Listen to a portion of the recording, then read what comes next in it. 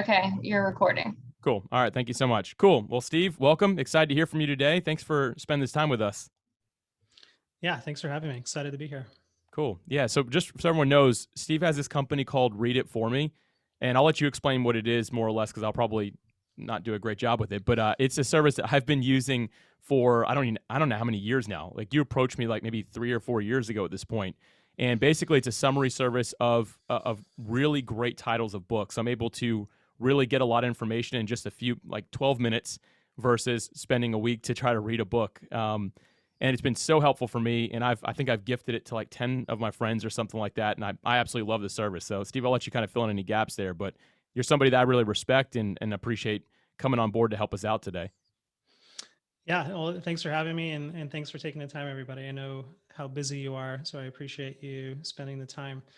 I am going to, so Alicia, we're going to ask you to do one more admin thing. If you can make me a co-host so that I can share my screen, that'd be fantastic. And if you click on the participants and then right click on my name, you should be able to, we don't have them staying up long.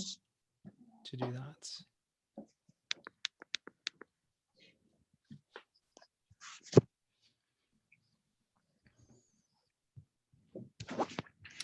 All right, I am the host now, so I hope I don't mess up anything on your recording. But I think we're in business now. So I'm gonna walk you through a presentation that I put together.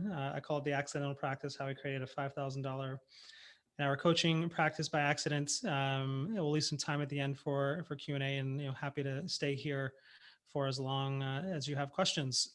So I'm gonna just put this in full screen mode so that we can see the entire presentation a little more clearly.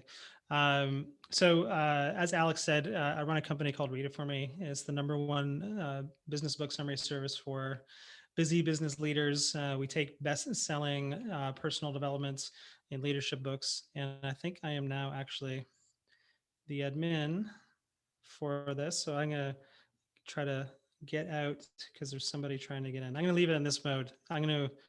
I'll be the admin / presenter. I've done that before, no problem. Basically we take best-selling business and personal development books, chunk them down to 12 minutes, video, audio, and text. And that's the main core of our service. So rewind to about 12 months ago when the crisis started, we had a lot of coaches and consultants who are our customers. And I had a lot of conversations with them, specifically around what were they challenged with at the beginning of the crisis. And they all told me that they were struggling and their speaking engagements were delayed or canceled, and a large percentage of their client retainers had been delayed or canceled. And when we dug into the conversations, and again, I had conversations with hundreds of coaches, spent a lot of time on Zoom in the beginning of the crisis. They told us that they wanted to do 3 particular things. These are the things that they struggled with the most. Number 1 was predictable lead generation. Number 2 was creating a passive and recurring income stream for their business so that if this, God forbid, ever happened again, they wouldn't be in the same situation. And then finally, continually adding value to their network so that when business came back, they'd be in the right place at the right time to take advantage of that. And so it's likely that if you're a coach or consultant or anything, a solopreneur, you've probably been taught a process like this on how to grow your business, where you've got a website, you're driving people to a lead magnet, and you create an email list, and then you one-on-one coaching or consulting, do some group coaching, and then you do a product or a course, and then maybe you have a podcast in this social media and ads bucket to drive people to the website, to the lead magnet, and so on. So this has been what most people are being taught how to do. And as we're going to go through this presentation, we're going to show you how we did things a little bit differently and how you might adopt this method and how we can actually help you do some of these things that we put together over a long period of time, and how that's helped us earn quite a bit of revenue in all of these buckets as we've gone along, and most importantly, been able to leverage my time as an entrepreneur to earn what most people would consider a very high hourly rate. So I want to just give you a little bit of backstory before we get into that, because what I was actually trying to do when I started Read It For Me about 10 years ago was I was trying to start a social media agency at the beginning of all of the social media craze. And surprisingly, this journey gained me access to some of the world's most successful business leaders, and how that led me to uncover that they learn differently than average business leaders. And I want you to pay attention to some of this so that you can learn how to speak to entrepreneurs and executives. And then, like I said, how that all of that led me to completely by accident build a $5,000 an hour coaching practice. So, as I like to start off my story with, this is a true story. I was a lawyer for exactly 1 week. I think it's a world record. I promise this is relevant to the story. I went to law school in the University of Western Ontario, which is about an hour outside of Toronto, Canada, which is where I'm originally from. And if you know anybody who's been to law school, they would tell you that it's all about reading hundreds of pages of case law every single night and summarizing what you learn so that the next morning you're not embarrassed by your professor in front of all your friends. You do that on repeat for 3 years. And so between my second and third year, which is what most people do, you get a summer job at a law firm. And this is surprisingly the very first experience you have in the practice of law after going through all of this arduous training and expensive schooling. And I thought it was going to, this may show my age, but about 10 years ago, I was watching this show called Boston Legal, one of my favorite shows. And I thought that being a lawyer was going to be an awful lot like what I saw on TV. We're going to have exciting course cases during the day. We're going to go on the balcony at night and smoke some cigars and drink some scotch and regale each other with all the great stories that happened throughout the day. And as it turns out, most of the lawyers that I met, and please excuse me if there are any lawyers in the audience here today, that they thought their job was boring, repetitive, and most of them hated what they did. And this is a very broad over generalization, but for the most part, I found this to be true. So I didn't want to do that for the rest of my life. So I made a deal with my father, and I said I want to join the family business, which at the time was a small mom and pop signage company. And he said, "No, you don't want to do that. You should graduate law school and become a lawyer." I said, "No, I really do." And so we made a deal. I said, "If you graduate from law school, get called to the bar, I will honor your request." So this is my call to the bar picture. You can't see me because I'm short. I'm about 5'7". I'm here in the background somewhere over here. So I decided the law firm asked me to stick around for a week after I got called to the bar so that I could finish up a file I was working on. So that's how I can now say that I was a lawyer for exactly 1 week. The reason I'm telling you all of this is because I had spent about 3 years practicing how to summarize a lot of information very quickly, which obviously became relevant to my job later on. And so I joined the family business. It was a signage company, like I said. My father quickly made me the president of the company, which will not go down in the annals of business as one of the best decisions ever made. But as I like to joke, if law school does a bad job of preparing you to be a lawyer, it does an even worse job of preparing you to run a business. So I did what the only thing I knew how to do, which is I ran out to the bookstore. I said, if I don't have the experience, I can at least try to make up for some of it with some knowledge. And so I went out and bought as many business books as I could when we were still going out to buy our books at the business or at the bookstore. And I found something interesting was that when I was reading them, I just habitually copied what I did in law school, which is I read it and then I summarized the main points and I made some notes for myself. And then the next turn in my story was that as I was reading these books, I was just reading a lot of sales and marketing books because that was one of the things, obviously, that I needed to focus on as an entrepreneur. And all of the folks who were writing these marketing books seemed really interesting and fascinating to me, especially the advertising people.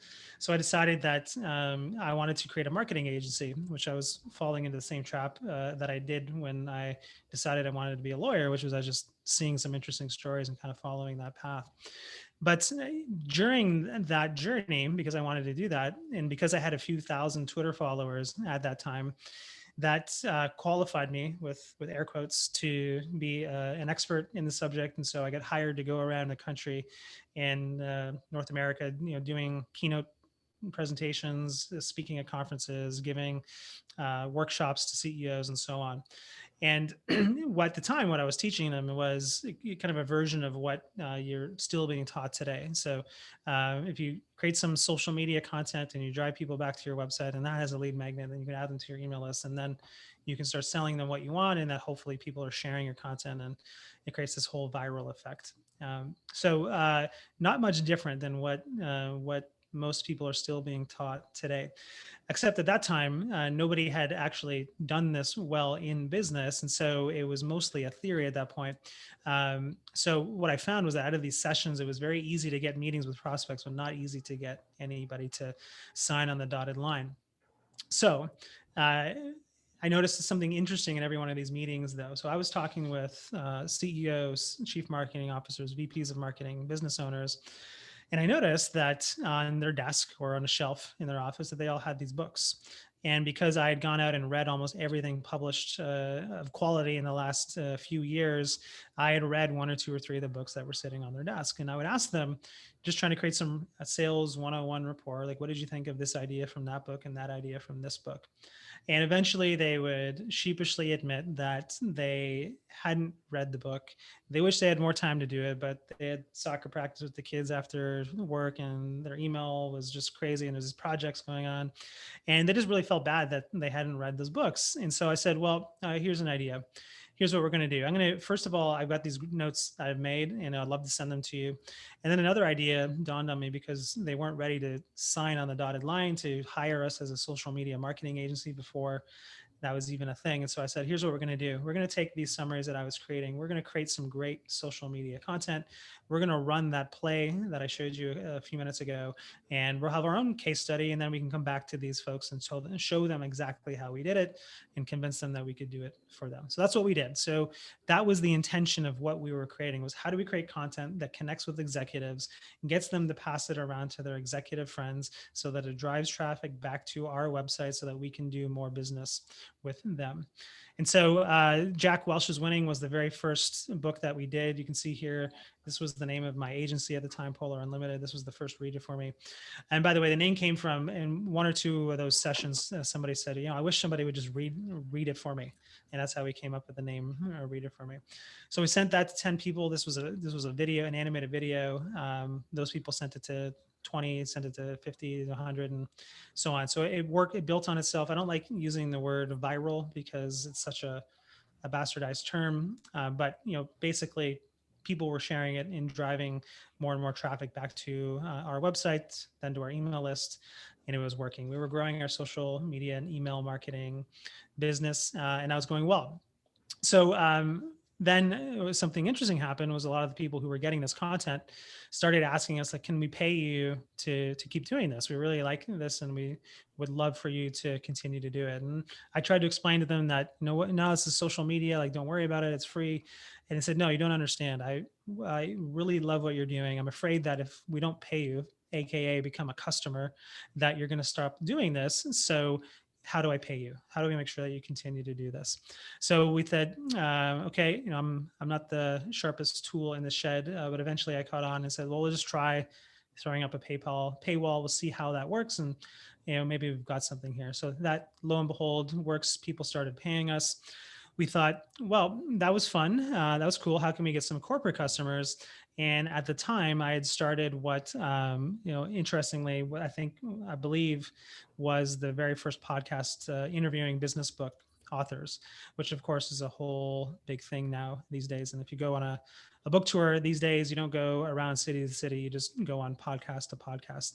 So at one of the very first folks that I interviewed was Tony Hsieh from Zappos, and who unfortunately has passed away recently. But on this, so I said, Tony, can I interview you about your book? And by the way, will you buy our service for your company? And lo and behold, he said yes. So our first corporate customer became Zappos. I got a really good testimonial out of Tony, and I got a lot of value out of that. And that is how we started turning our podcast guests into customers, which is one of the things that I would always suggest to folks who are starting out a podcast. Be very strategic about how you are building it and turning it into something that generates revenue for you in a creative way. So that's how Read It For Me began. And when we started it, which again, this was all completely by accident, we had no idea what's going on, and we thought, well, okay, this is a business, and now who is this business for? Who are we serving? We thought that mostly this service was going to be for people who wanted to be successful someday. And what turned out to be the case is that it was a service for people who were already very successful, as we like to say, more like people who are in Forbes magazine than people who are reading Forbes magazine. Again, a very broad overgeneralization, but our customer base skews towards more people who are successful than the general population. So now we had a product. So we're doing all of this stuff here to generate stuff for our marketing business, but we had this product that we were creating that went on to earn quite a bit of money. And so as these very successful people were coming into our service, I started to wonder, well, why are these successful people our customers, and how are they using our service? Because it's not the way that I thought they would be using it, because these are not the people we were thinking that we would attract. And that led me to uncover that they learn a lot differently than average business leaders. And this gave me a lot of insight into how to speak to these folks, particularly because they were willing to spend a lot of time with me over email and on the phone, kind of unpacking how they're using our service in their growth and development plans. So the first thing that we learned was that they focus on context rather than content. So they put their goals at the center of their growth and development experience. First, they decide, here is the thing that I want to be working on right now. Here's where I want to go. Here's the thing that's critical to me. Then I go and consume content. So what I noticed was that a lot of people started asking us the question, do you have X book in your library?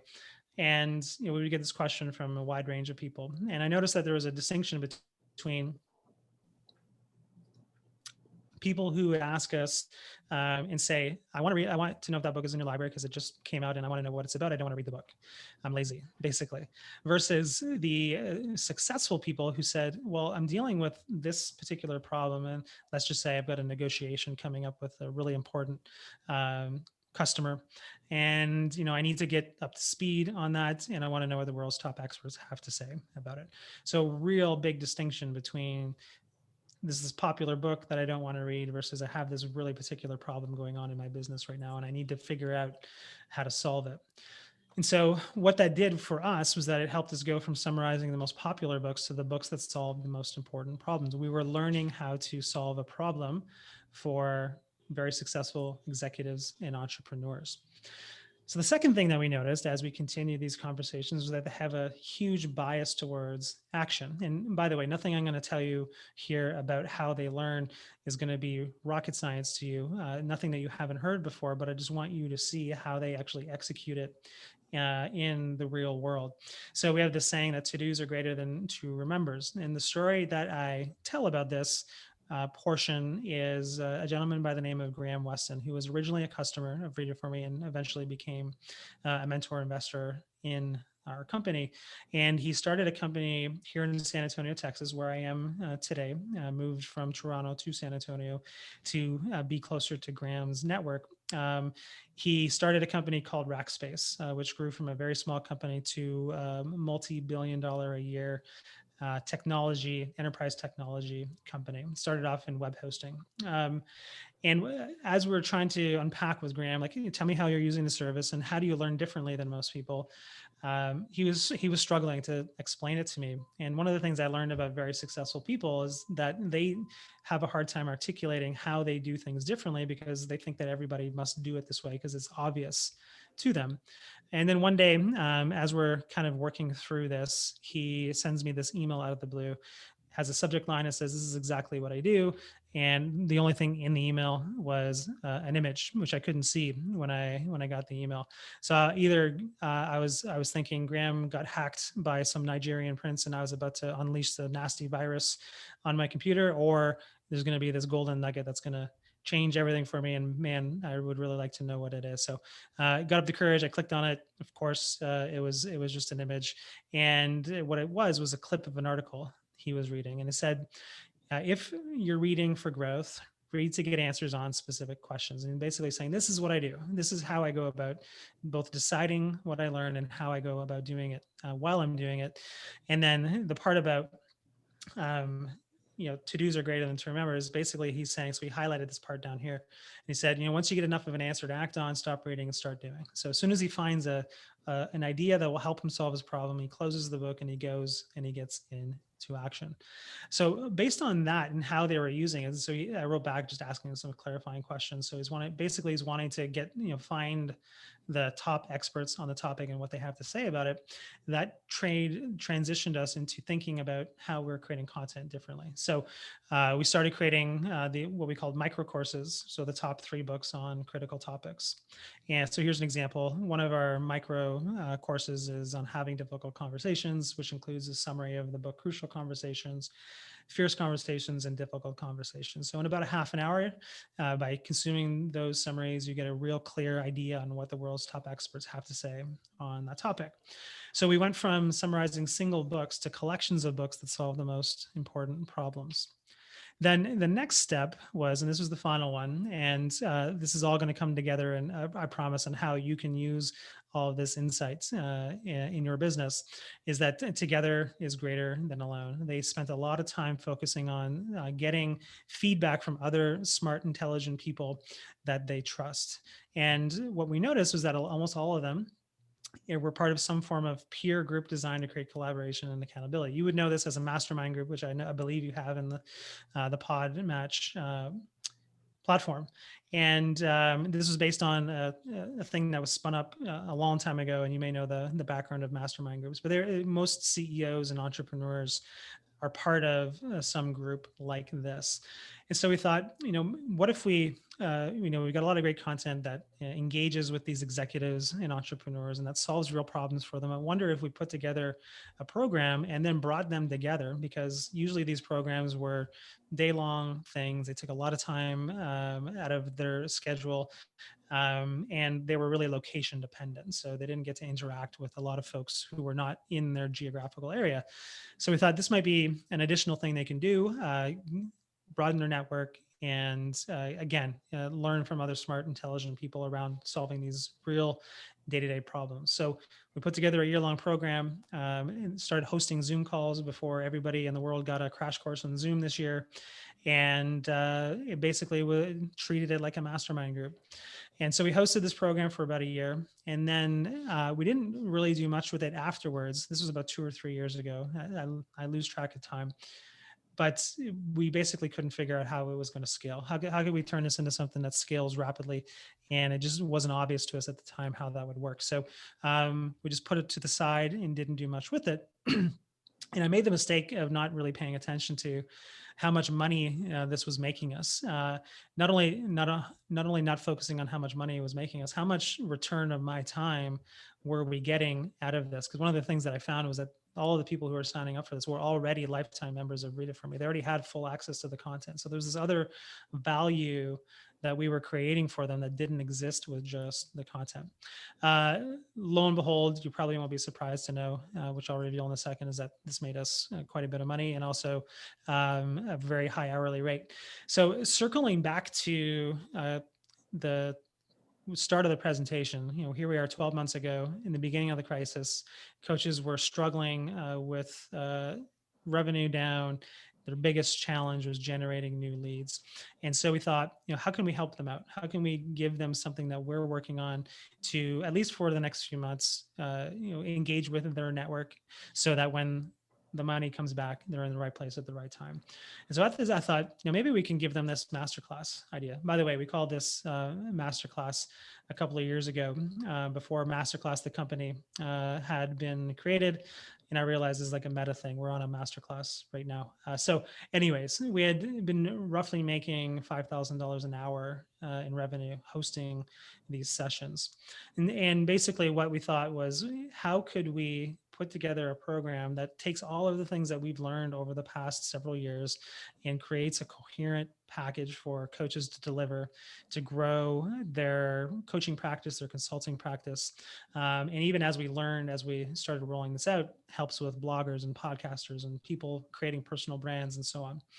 So we took all the tools that we had been created while we were doing it a couple of years ago, put them in the hands of a coach that we were working with at the time, just to see what they could do with it. Had him run a few of these classes, and then just sent a survey out to find out, what feedback did we get? Would it be, would it be something that we could put in the hands of other people, deliver, and get a lot of value?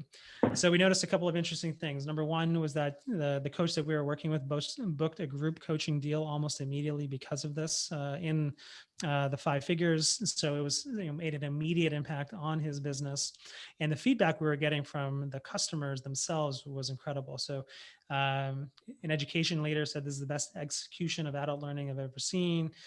Corporate L&D leaders were saying, it's the best combination of technology and learner engagement I've seen in the last decade. Uh, Famous market research firms brought us in to tell them, here's how we're doing this. Because this was at the beginning of the crisis, and so everybody was trying to figure out how do we get people engaged remotely, and do that in a way that's engaging. So that was a hot topic. Got to go talk to a lot of smart people about that.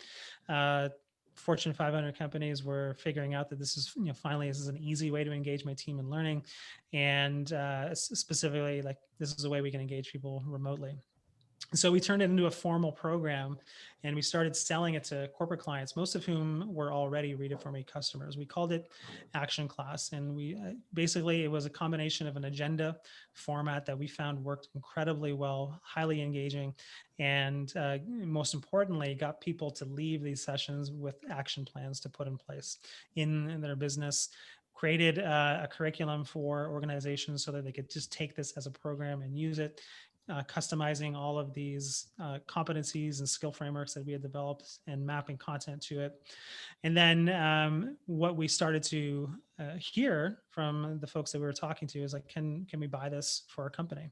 So companies that were using just the Read It For Me content before wanted this package to be able to run these virtual workshops.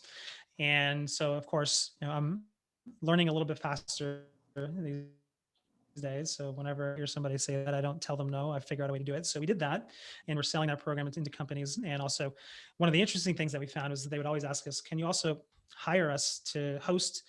Can we hire you to host classes on, a list of our top priorities?"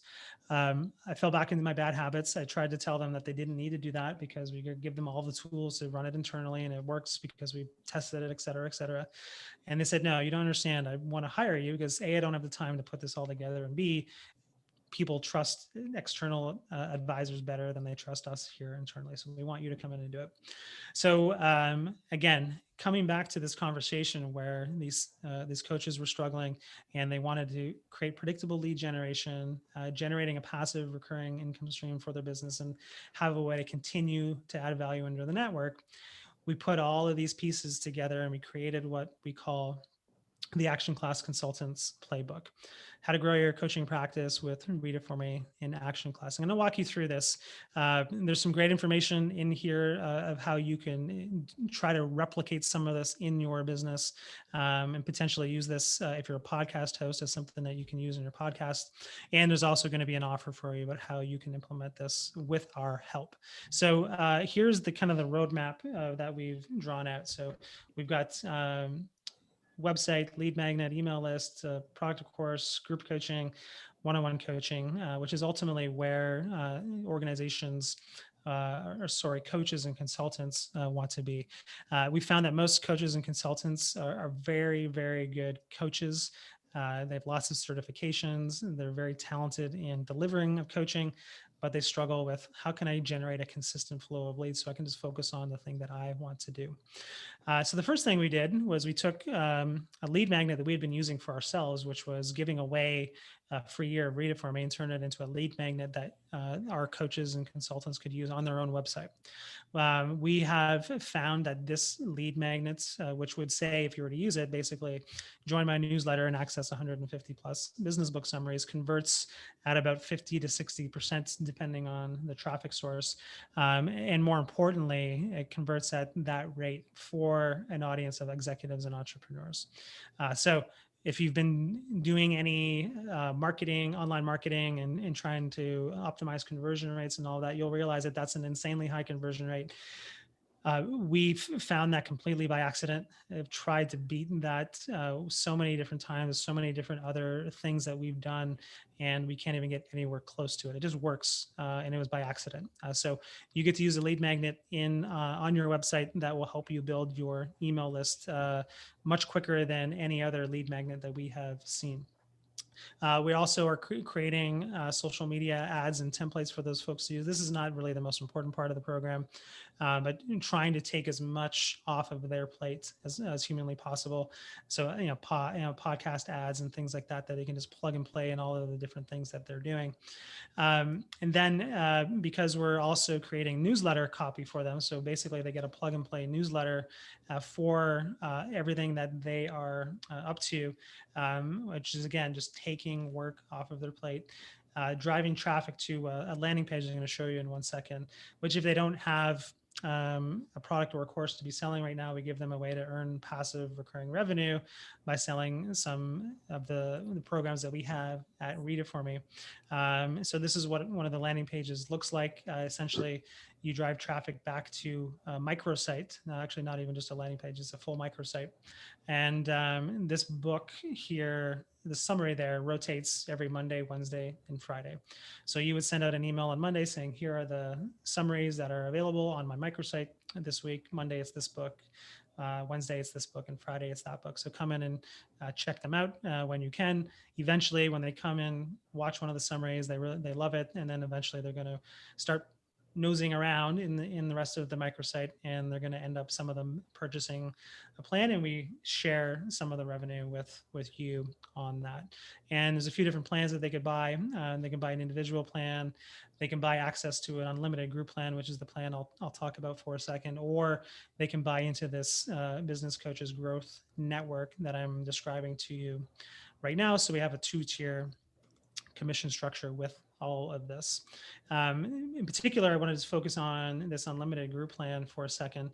So basically, this plan gives an entire organization, and this is by the way the plan that generates this consistent flow of leads for the coaches and consultants that we work with. So basically, what we do is we say to the organization, for $999 a year or $99 a month, you get full access to everybody in your organization, or in your membership group, or etc.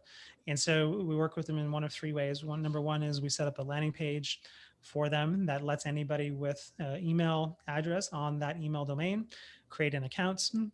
That's typically how we work with an organization. If it's a membership group, we'll give them redeemable coupon codes so that they can send those out to the folks in their organization. Or if you are a course creator, or if you have if it's a learning and development program at a larger company, they can embed our content specifically in their program as well. And so it gives them 3 easy ways to work with us. And as I'll show you in a second, this is where the lead generation flow really begins. There's 2 main buckets of organizations that really like this plan. One is any organization with a leadership development program. So small businesses who are just starting out a leadership development program will use this as a complete solution for that, at least to get started. Leadership development programs at larger companies will use this as a complement to what they are already doing. And then we're finding lots of other places that are interested in this that we never would have expected, like universities, and then even down into K through 12, charter schools and private schools are starting.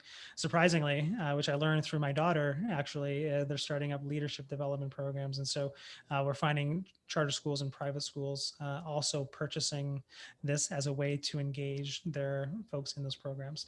The second place that it adds value is in what we would call places looking to add value to their membership. So business accelerators, business associations, or associations of any kind, really, chambers of commerce, CEO peer groups. We're finding a lot of bloggers and podcasters wanting to add this into their communities, and also course creators who are trying to create courses, struggling with creating content, and can use either our content as a way to get started or as a way to supplement the content that they're producing in their platform.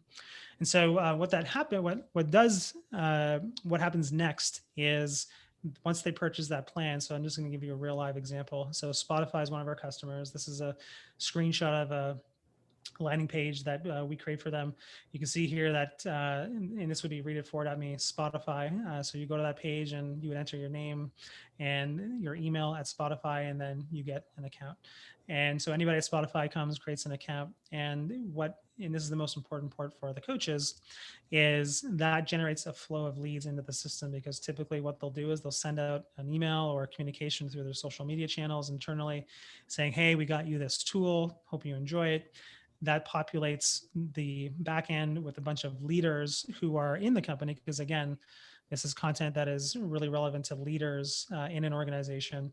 And we've noticed a couple of interesting things with companies, specifically around their growth and development programs. And that is that they are starting to push their budgets down into the organization. So yes, HR, learning and development are still purchasing things, but a lot of line managers and even frontline employees are starting to get budgets now for things like coaching, because coaching is becoming a very big thing directly inside of companies working with external coaches. So this becomes an easy way for the coaches and consultants that we're working with to reach out to these specific people and say, hey, I noticed you created an account. Would love to chat with you about some additional ways that we could work together. And because they already have this warm relationship with the product that they are using, they're more likely to want to have this conversation. I just got off the call today with somebody in a very senior position at Intel when I ran this exact same play. And so it's an easy way to get connected with the folks inside of organizations who you might want to do business with. And again, because this happens over a period of time, so Spotify continues to send us leads every single week. And you layer on that with a bunch of organizations on, all of a sudden you've got a very consistent lead flow coming in, and people that you could reach out and talk to that are maybe not exactly hot leads, but certainly warm connections and people that would welcome a conversation. And so that is, then you would talk to them about, I have some group coaching that I can do. So I've got some specific examples of coaches that we've worked with using our content specifically to sell group coaching programs well into the mid five figures. So we work with some of our coaches to put together programs that they can deliver internally at these companies.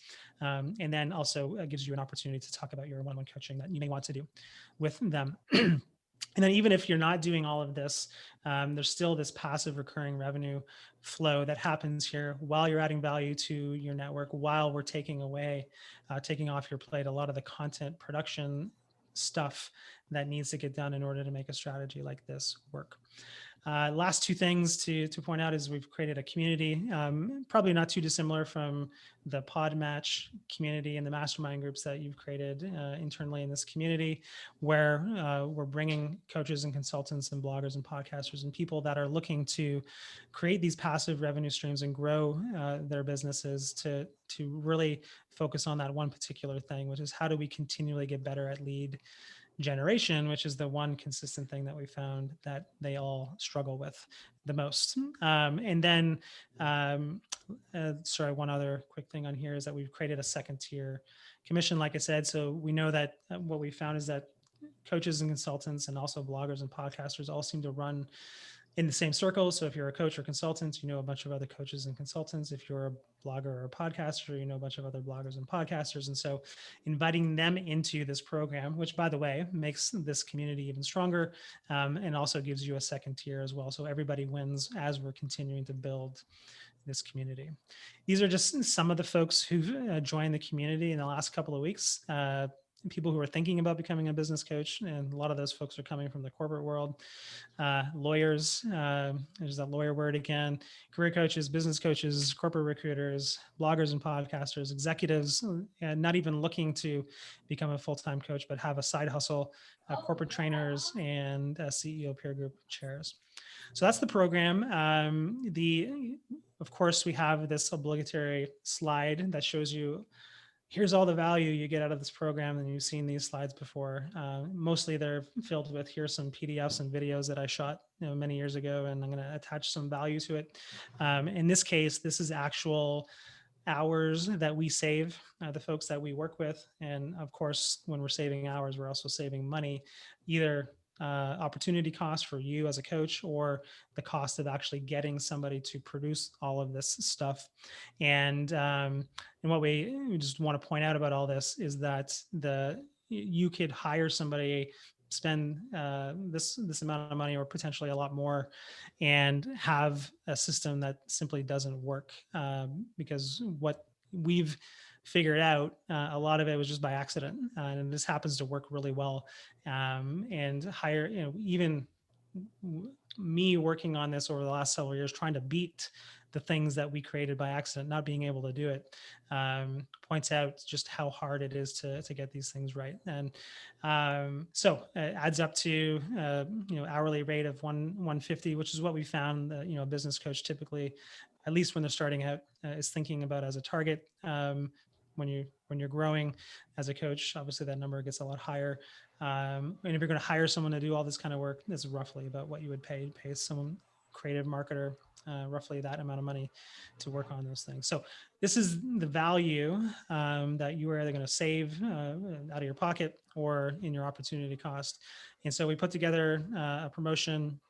We've actually just launched this program 2 weeks ago. And what we typically do, and this may be a tactic that you can use in the future as well. When we launch a product, we launch it with a lifetime plan. And the reason we do that is twofold. One is if it's just to see if we have something here, and if ends up a low amount of people buy it, and we just refund the money and say, we're going to scrap this because it didn't work. Or if it does work, what it allows us to do is to go back to those people and say, we know, we want to ask you how much you would have paid for this.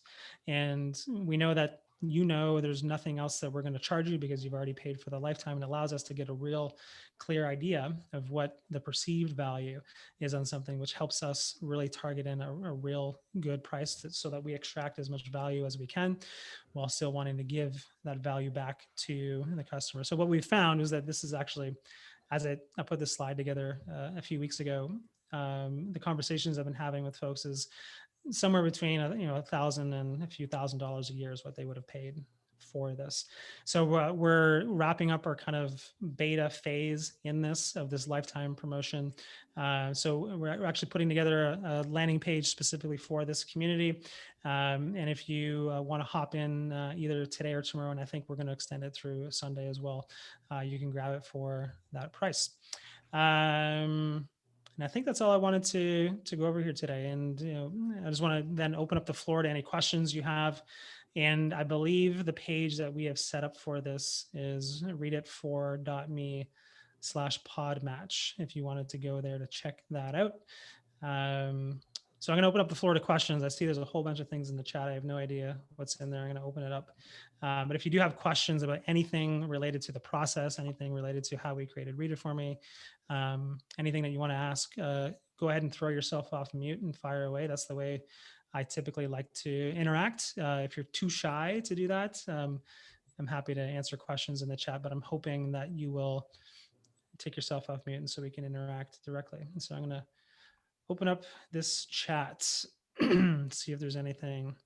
Hey, Steve, that was fantastic, man. I always love seeing what you're up to. And what I like about this is maybe I'm thinking about it a little differently. I know we're talking about like coaches and stuff like that, but I'm just thinking from like a pure mastermind standpoint.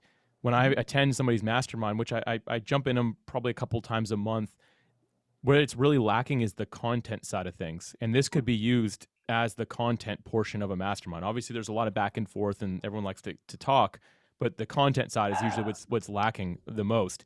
Have you seen anybody use it specifically for that, just as like, hey, this is the content we're going to cover?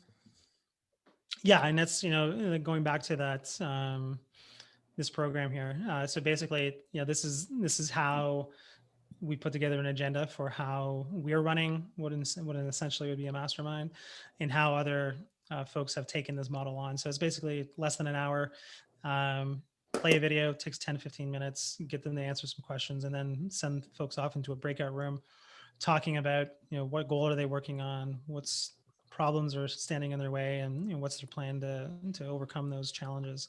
It really works really well. It's kind of like an action packed agenda. Everybody gets a hot seat element, which gets everybody engaged. So not only are you working on your own problems, you're working on other people's problems, and it's just a really engaging experience for folks. So yeah, so if you wanted to put together a program like that, then that would be a very good use case for this. And the content, it's kind of like the catnip for people. They just really like consuming content, and it also sparks ideas for them as they're in those sessions. So it's a great way to have a real crisp flow for a mastermind where everybody gets a lot of value. Thanks. Yeah, I like that. If anyone else has any questions, feel free to jump in and ask Steve whatever you'd like to.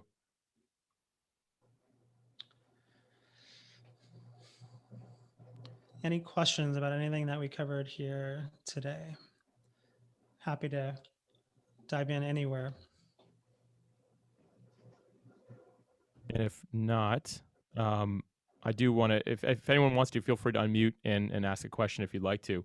But yeah, I really like this, what you're doing here. I think that it's really going to be a huge value add again, because it brings the content piece that a lot of people seem to miss. And I really like the idea of your kind of the positioning of the funnel more so, like then rather than just traditional methods, you kind of come up with a more unique way to do that. And I think that's really helpful. Have you talked to anybody who is regularly a guest on a podcast and how they've maybe been able to use this? I know it's really new, so that I don't know is that that's happened yet, but what are your thoughts on that? Like if you're a podcast guest, how could you leverage this type of thing, you think? So, most what, and I guess it would depend on what kind of a podcast guest you are. So all of this works well if you're trying to connect with entrepreneurs and executives. So it's one of the key things. So if you're in that space, then this would work well as a strategy. You could go on a podcast. So what we found is a lot of podcast guests are coaches and consultants looking to spread the word about what they're doing. You would then on that podcast mention, I've got this newsletter. Here's all the great things that I talk about on this newsletter. And by the way, one of the great bonuses of joining my newsletter is you get access to 150 book summaries. So come on over. Here's my URL. Get on my newsletter. So that's a great way to start scraping audiences off of other people's podcasts, which is really the strategy for being on podcasts, and giving them a real clear call to action that again is very attractive to executives and entrepreneurs, and helps you build that email list, and then gives you a system to continuously follow up with them. So we got a lot of coaches and consultants looking to use it in that exact way. It's really cool, man. I like that. I Hey, definitely took quite a Steve? note here. Sorry, go ahead, Michael. Yeah, Steve, question for you. Have you done much work with companies looking to build and kind of produce internal podcasts? Nope, we have not. Okay. What's on your mind around that?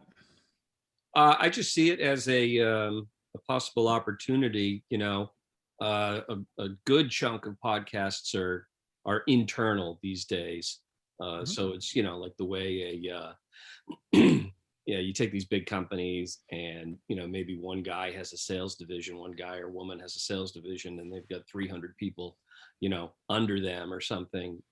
So instead of, particularly in a COVID and post-COVID world, instead of obviously doing one-on-ones or even group meetings, everybody's dialing into the same podcast, and that content is refreshed on a weekly basis or maybe a couple times a month, that kind of a thing.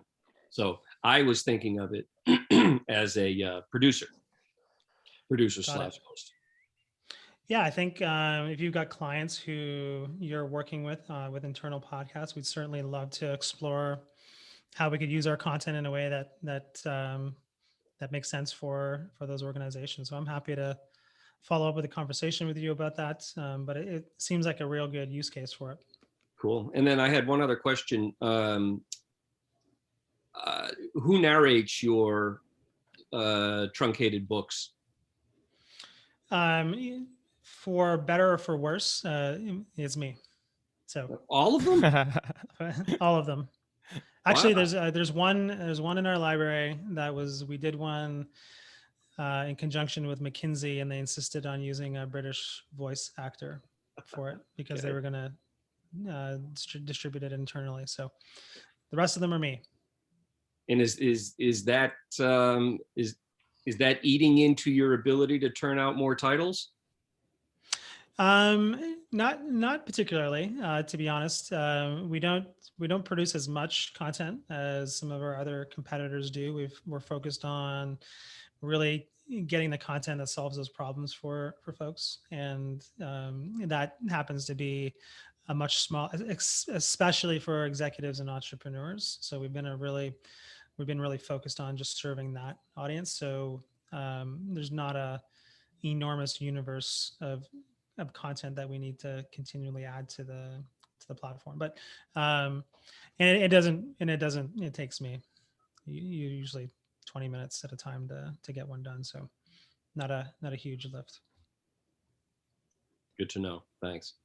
I had Steve on my podcast I guess it was a couple years ago at this point. I had probably listened to about 50 of the books that he had done at that point. I have to just say, it was strange having him on the podcast. Like, Steve, I think I said that before we started recording. I'm like, I got to like talk to you for a minute because I'm just used to like hearing your voice and I'm going to ask you questions and you're going to respond. It was a little bit of a shift for me, but the podcast episode did well. It went really well, and people still talk about it today. Like, I guess it's probably a year and a half ago at this point. Good episode we did together, though, Steve. I enjoyed that. As did I. I always enjoy talking with you, Alex. Yeah, appreciate it. Well, good stuff. Well, this was awesome, Steve. I'm going to send out some more information real quick. Anyone have a question? Because I'm about to cut this off here. Oh, Paul, you had something? Yeah, I came late. I'm sorry, Steve, but I get the concept quickly. I'll have to go back and listen to the first part. But have you thought about, or would you have books that are a little bit on the softer side? I'm a life coach for dads and families, so some of this would be interesting to them, but not as central as if I were a business coach. Yeah, it's a good question. The guiding principles for us are to include books that executives and entrepreneurs are really targeting to solve problems. So I can see maybe, as wellness and emotional health and those types of topics continue to become important for companies, that we might add in some of that content. But it hasn't come to a boiling point for us on that yet. But certainly we have no philosophical reason not to include those things. It's a pull mechanism for us. When our customers start asking for those things, that's when we include them. There is a greater integration of the two sides. More and more people are looking at emotional or EQ or emotional health as part of business success. So yeah, we do have some emotional intelligence content specifically. And I think, to answer your question directly, when our customers started asking for us for parenting content, then that's probably when we would ask or look for those types of books. Okay.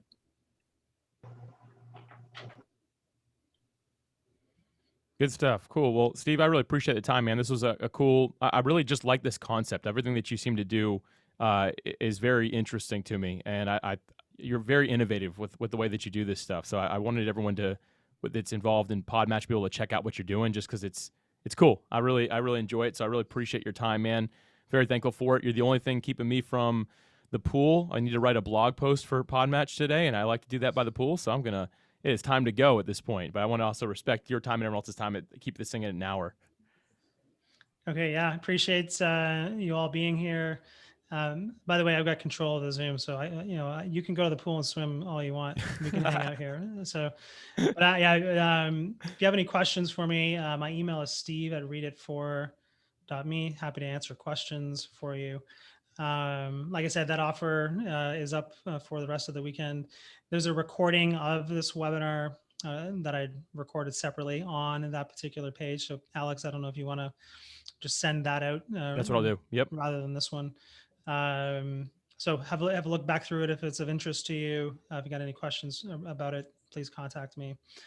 And have a great weekend. Thanks for being here. Thanks again, Steve, and thanks for taking over control for us. However I did that, I don't know, but appreciate it. We made it. So there's always somebody on the call who knows how to operate the Zoom. So right. We made it. Yeah. Well, take care, everybody. Appreciate it. Thanks a lot. Right. That was. Thanks, everybody. Bye.